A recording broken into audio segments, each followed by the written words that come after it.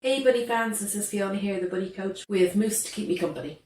So today I wanted to talk to you guys about bunny speed dates. I had a question about this recently about how effective they are, and I know that a lot of people recommend them when they're looking for a friend for their rabbit. So how they work basically is when you're looking for a friend for your rabbit is you can sometimes take your rabbit to the local shelter or rescue centre and they will put your rabbit in with different rabbits to see which ones they're more likely to get on with and which ones are less likely to get on with, so that you can adopt one and bring him or her home. So to be honest, I don't put a whole lot of store on bunny speed dates. This is because I've often had contact from people who have taken their rabbit for a bunny speed date. They have appeared to get on quite well, then they've brought the second rabbit home, and then once they've got them home, the rabbits have started to fight and they're like, oh my gosh, what happened? I thought they were getting on really well and the rescue told me that they would be fine. So several things can go wrong. This is the problem. So first of all, does your rescue know a whole lot about the rabbits, and do they know a whole lot about bonding? If they don't know a lot about bonding, or the person that you're actually dealing with on that particular day doesn't know a whole lot about bonding, they may be misreading the signals from your rabbit. Sometimes they say, oh, it's fine, because they're not actually going straight to fight mode straight away. So that's a good sign. And it can be a good sign. The problem is that your rabbit is out of their own territory. So they're generally curious, they're interested in their surroundings, they're wondering, where they are, they're having a good old sniff around because there's lots of other buddy smells around, and they may well ignore the other rabbit and not pay them much attention.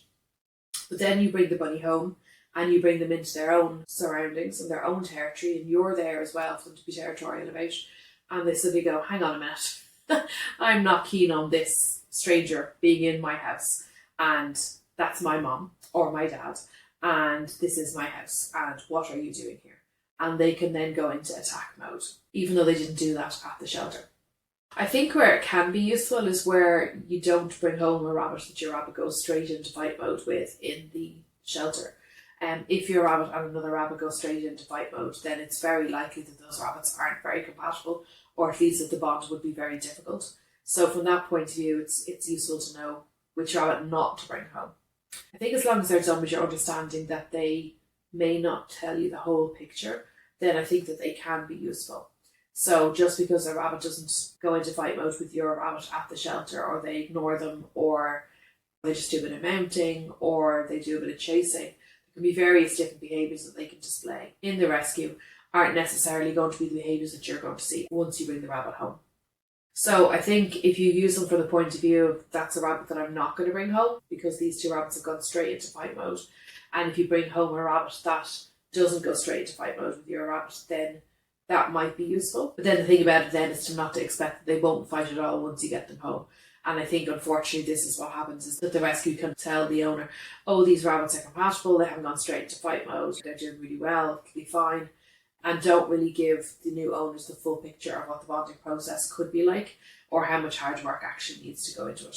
So definitely do your research about how much work you're going to have to do for the bonding. It does take a big commitment for time, and it does take a lot of patience, and it can take a lot of energy as well. It can be quite a tiring process, but it's totally worth it when you see your rabbits grubbing and snuggling at the end of it, and they're all loved up, and you know that your rabbit then has company if you're not around, and somebody to talk to in their own language.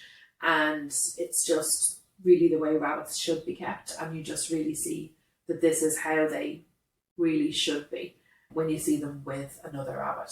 So it's really beautiful to behold, and it's well worth every minute of blood, sweat and tears that goes into the bonding. Sometimes the bonding, of course, is not that difficult, so don't panic about it either.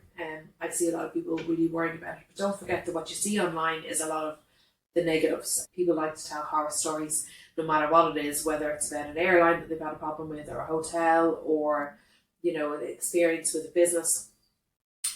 You don't really generally hear the good stories. You don't hear people saying, oh yes, it was fine, I had a great experience with this, that and the other. And you don't very often hear people saying, oh, the bonding was actually okay, it was fine. I think the thing is not to panic about it, because you might be lucky and your rabbits might just fall right in love. Sometimes they fall in love straight away. Sometimes, like people, they need a little bit longer to get used to each other. And sometimes, you don't see the fight modes, for example. You just see some mounting and that kind of stuff. So don't imagine that you're going to see every behaviour that you hear about You have to be prepared and you have to realise that this might happen, but don't feel as though you are definitely going to see it and be daunted by it and put off by it, because it really is worth the effort. And there's plenty of help out there. I offer online help if you need it, no matter where you are in the world. I have a number of different services that I can help you to get your rabbits bonded quicker and easier. And there are other businesses out there that also offer that kind of help. Rescues often do bonding as well. And there are professional bonders out there quite often. Rabbit boarders do bonding as well. So don't feel as though there isn't help out there for you, and don't let it put you off getting your rabbit bonded and getting them a friend, because you'll never regret it. Once you get them together and you see them together and how sweet they are together, you'll never regret it. Okay, hope that helps, guys. Bye.